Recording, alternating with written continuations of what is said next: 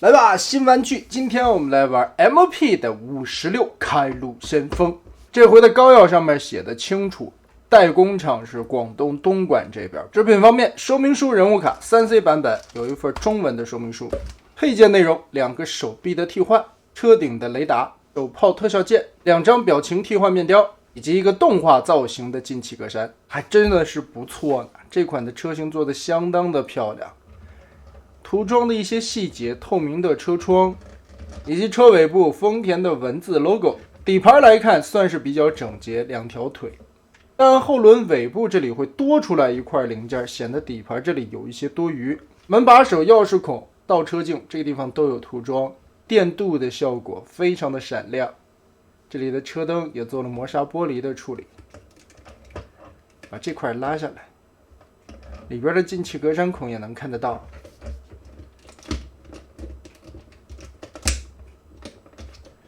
盖子还是挺紧的，翻开以后，发动机的细节刻画做的也非常的漂亮，很带感。当然，如果你想还原动画造型呢，把这个抠掉。哇，看这里边的细节刻画。安上这一块，动画造型的进气格栅，其实前方这里还能看得到明显的渗下。盖盖的时候注意后边这里有一个小的卡子，一定要把这个卡扣插进去。机盖才能盖得严实。还原度方面做得非常的不错，而且比较起动画里边的车型，增加了倒车镜以及前方的雨刮器。从后方看，货箱的造型和动画片里边还是有一定的出入的，可能是为了还原真实现实中的一个载具形态吧。后边这里也并没有灰色的保险杠涂装，多出来的丰田的字母标志，但确实这辆车型做的还是非常的漂亮的。车顶有一个小盖板，抠起来就可以安插雷达天线。其实这个雷达的造型做得非常漂亮，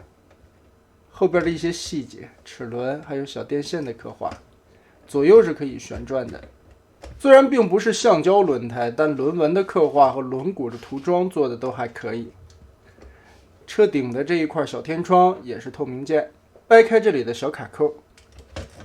稍微的往后拉一拉，根部这里有一个滑道，拉长，车门是可以打开的，而且里边的这个空间可以把 MP44 带的小人塞进去，这个空间是够用的，只不过没有前边的内饰刻画。推车的滚动性还好，变形并不是很复杂。首先把前边的这一块进气格栅往下拉一下，撬开机盖的位置，拉起来双关节，把2个小的倒车镜藏进去，再盖上。注意后方的这里卡扣位置，还满，这里再推上来。然后我们把车门打开，依旧要注意根部的小滑道，这个地方零件很纤细，小心一些吧。先打开这里的扣子，这扣子也很小，然后垫在下方，揪出根部，先翻开，往下折叠一个90度，腾开到更大的空间，把玻璃折进去。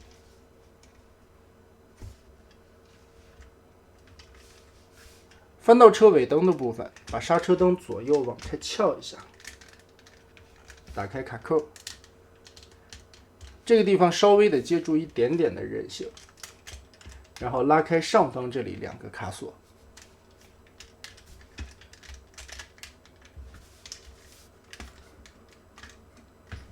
车顶的天窗撬开位置，然后根据一个双段的关节，我们就可以把这一块整个的翻起来了。腿部整个的揪开，下拉，分上下一块一块的来变吧。左右分开，脚后跟翻出来，前脚尖拉下来，然后把这关节整个的拉出。轮子打开下方的卡扣，这块面板再打开，然后整体的拖出，拉到底，手指伸进去垫起这一块板子，卡住，边缘有锁定的位置，然后把轮胎往里卷，塞到空间里，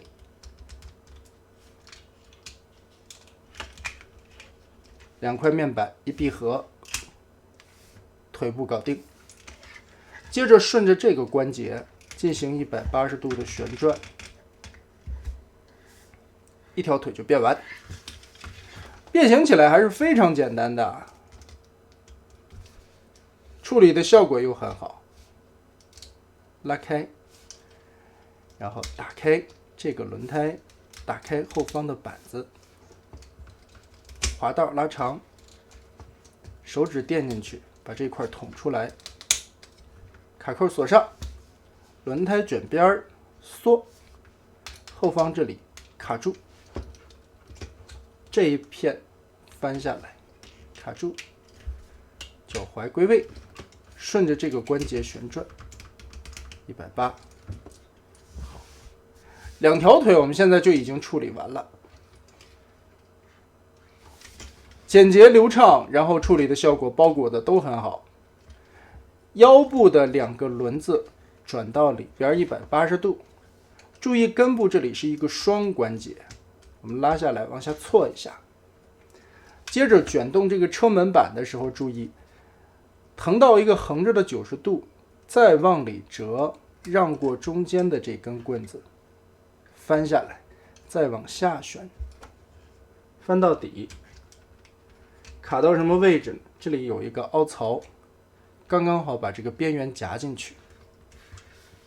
不过这一块的旋转还是挺危险的吧，尤其根部这一块非常的细啊。在旋转之前，记得这个滑道的位置一定要拖满，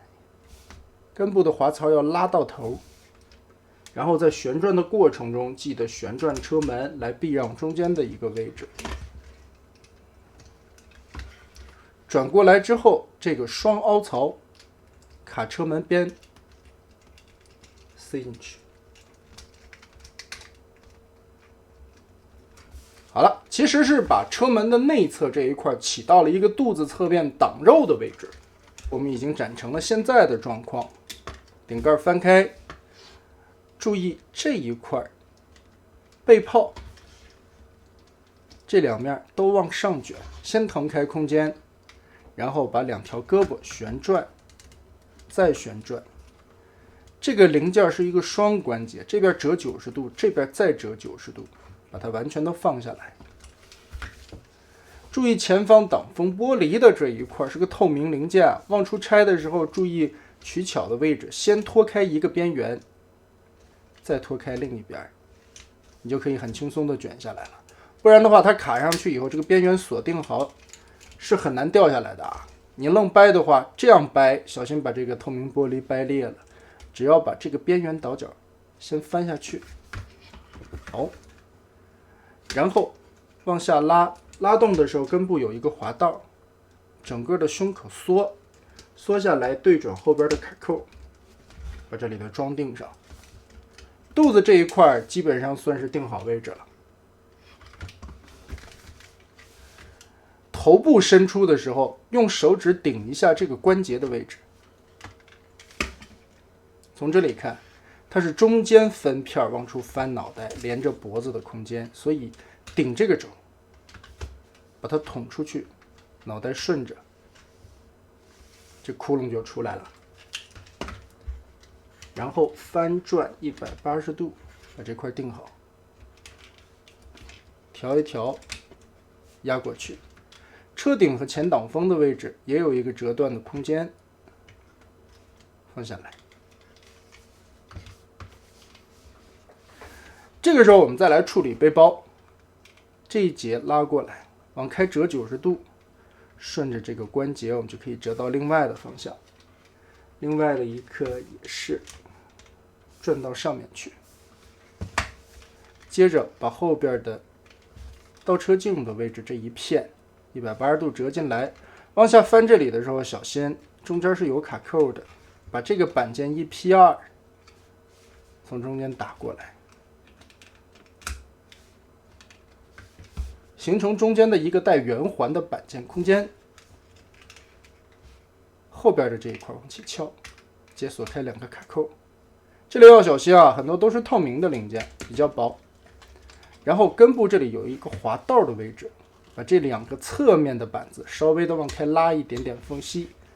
然后把它夹一个角度出来。后方这里的双关节再往里搓，夹起来。这个时候利用到侧边的卡扣，卡到这个孔洞里。也就是说，一开始在车型的时候用这个孔卡在这个边儿，这回用这个孔卡在侧面，相当于把背包做了一个形变吧，让中间的部分三角区隆起来，把后边这里缩短。就是你感觉到这个背包在压缩啊，但是压缩的不是那么的彻底，只是一个形状的改变。不过这一步玩起来还挺有意思的。在密合时候注意啊，根部这里会凸起来2块，对准这2个凹洞，一定要把这2块穿到位，塞进去啊。手指垫在这个位置顶它，然后根据这双关节翻动。我们从上方这里看，好的，把这2块从背包上方这个缝隙里顶出来的，这就变形到位了，这背包也固定住了。最后的锁的位置，这3个点，看这个边缘。好，翻到上面来，我们把背炮处理一下。左右都是一体变形的背炮啊，这点很好。它等于是把这一管一劈2压扁了，放在了侧面。另外的一个拉上来，横折90度，手部直接拉伸，旋转180度，然后打开盖子，拳头翻折出来，卡住。不过这个拳头卡的不是很紧，挺容易掉的。另外一个臂炮卡出来，然后记得把它拉伸。很可惜啊，因为这个地方肯定伸缩会磨损嘛，所以里边的这一圈并没有上电镀。过程还是非常流畅与简单的，在一些小的零件运用上边，我觉得很喜欢腿部这一块的设计的收纳逻辑。在腿部变完了以后是完全看不到轮子的，而且腿型这一块的梯形效果保证的很好，喇叭裤有感觉了，甚至不会有任何的头胶空洞的地方给你全部的挡了起来。要是肚子这一块的变形，不太喜欢这个车门板里外面翻转的这一块，感觉会比较危险。背包这里做了一个小范围的压缩与形变，这一块的处理效果玩起来其实还是挺有乐趣的。肩炮、臂炮的一体收纳，这些都算是这一款开路先锋的设计亮点。上半身为了藏零件会显得稍微有一点点复杂，不过完全在可控的范围之内。比较起之前的一些 MOP 3.0 的作品来说，这款已经设计得非常简洁明了了，变形难度一点都不高。第一眼望上去，你会觉得这个开路先锋的胯部显得有一点点的窄，而且2条腿是不是太过于长了？如果对比动画片里边的造型来说，其实还差不多。动画片里边的开路就是这个样子的。从这个角度看，还原度已经非常的高了，但是因为要一体变形收纳的肩炮，所以这2个看起来稍微的小了一圈。侧面视角来看，这个肚子的形状还是非常像的，尤其这个微微隆起的大肚子这角度，还有它本身来说前挡风玻璃和这一块机盖的位置是有一个落差的，倒是把这一点还原出来，只不过动画片里边不是那么落差的太明显吧。这个肚子的处理效果很好，当然如果你会嫌弃这一块有一点点空的话，稍微的把这个前边的进气格栅往后推一点点，过渡好看一些吧。但也确实啊，这一块胸口的位置镂空比较明显，有一个贯通的穿帮。背包来看的话，其实是要比动画片里边的稍微大一些。从侧面看的话，这个角度倒是很符合动画片里边的一个造型，可能这也是为什么背包这里要进行一个这样的形变的关系吧。但是你从这个角度来看，背包就显得不那么大了，和动画片里边的效果还是挺接近的，尤其这个背包的厚度。膝盖位置做的也很对，从这个地方去转动，而且里边做了一定的挡肉零件，显得不会断膝盖。可动方面，头部球形关节360度旋转，更换面雕也是非常简单，直接拔下来即可，换上不同的表情。肩炮后边有多段的可动关节，这个地方可以来回调整。肩膀360度可以旋转，左右有一个变形的关节，导致了它的肩膀可以往前往后这样去调整。然后它里边是有2段转轴的，这块也能转，这块也能转，这个我觉得意义不大呀，有一个关节够用了。胳膊平举这里是齿轮关节，大概可以举到这个幅度吧，但我仔细研究了一下，在肩膀后方这里有一个弧线的空间，而且明显感觉中间的这一块芯儿是可以转动的，有一定的活动范围。但问题就是它被前方这一块方形的零件锁住了，也就是说这个地方没有倒角。如果在这个地方切一个圆角出来，这个肩膀的零件明显是可以往这边转动的，只要它折开了，肩膀这里没有阻挡，可以折到更高的幅度。所以这一块是哪儿出了问题呢？咱也不敢说，咱也不敢问啊，毕竟这是 MP 啊，这是官方出的。反正没毛病吧。把这螺丝拆开，中间的零件取出来，把这一块磨一个圆角出来，让这个零件有了更多的摆动空间，那它的胳膊可以举到更高。变形的需要，二头肌可以旋转，胳膊肘的位置也是齿轮关节，曲臂也可以达到135度左右的距离。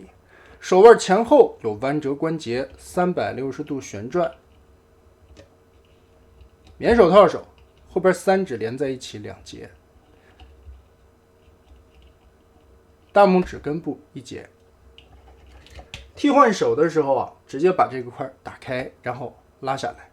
这个手腕插的不是很紧，尤其你在变形的时候啊，很容易把它脱掉。但是夹在一起，只要扣住这个面板的话，它还是不容易掉的。另外一边的臂炮卡不住啊，松松垮垮的。腰部关节360度旋转，有独立的弯腰关节，裙甲跟着一起在动。后踢也只有这么一点点角度，横踢基本上快踢平。大腿根部这里左右有旋转，而且因为变形的关系啊，这一块也能转。膝盖可以折到135度左右，脚丫子左右接地的幅度非常的大，这里边有多段的关节，还有拉杆，所以前后的活动范围也是比较大的。更换手臂的武器，直接往下拉，这个换上。特效键也可以搞上去。就近几年官方的这个素质来说啊，在 MP 尤其 3.0 之后，很多的设计其实已经不是我当年所认知联景时代那个 MP 的味道了。而这一回的开路先锋呢，倒是也做出来了那种简洁流畅的感觉。有一些东西确实对于变形金刚 G1 时代的这些角色来说太不合理了。所以那些所谓的质量转换技术也成了如今的这些新的设计师们焦头烂额的东西。第三方也好， MP 的设计团队也好，他们在做这些所谓大师级收藏级的产品的时候，肯定是要考虑到这些畸变的形变的。所以这一回 MP 的开路先锋也给这些第三方设计师上了一课啊，这个形变处理的效果还是不错。这个背包很有意思，它能把车型状态下的车厢那样的一个形状变成了人形的这样一个形状，这个算是在畸变的这一块玩明白了的。其实使用起来的零件也没几块，主要是中间的这个转轴起到了关键的位置，它连带折叠还带拉伸，而且后边的这个卡扣两方向的使用，让这个背包的形状丰满了起来，这一块设计的非常好。个人不太喜欢的就是这一块的门板收纳在这里总感觉怪怪的，还有就是中间的这个贯通的问题，这个我觉得不应该出现在 MOP 大师级啊，尤其官方的设计团队上边出现这样的贯通，确实挺儿戏的了。这又让我想起来 NA 之前的铁皮救护车中间的这个贯通问题，还有擎天柱的胸口贯通，这个成了当时第三方这边小比例玩家很吐槽的一个点。怎么官方大师级现在也犯这样低级的错误呢？可能也是因为中间的这一块实在是没有东西堵它了。但说实话，有一些东西做的还是挺没必要的，比如说这个关节本身这里已经能旋转了，这里为什么还要做一个转轴？然后不明所以的把这个肩膀的关节锁死，就是感觉最后在生产的过程中和设计的团队好像没有协商清楚的样子。这个在第三方的产品里边也会显现出来啊，就是代工厂和设计团队嘛，毕竟是两个地方，中间的沟通不顺畅的话，工厂在出模的时候是理解不了设计师的思路的。所以这款 MOP 的开路先锋可能也是出现了这样的问题吧，就导致了本身设计师这里设计了一个旋转，反而最后代工的时候把这里锁死了。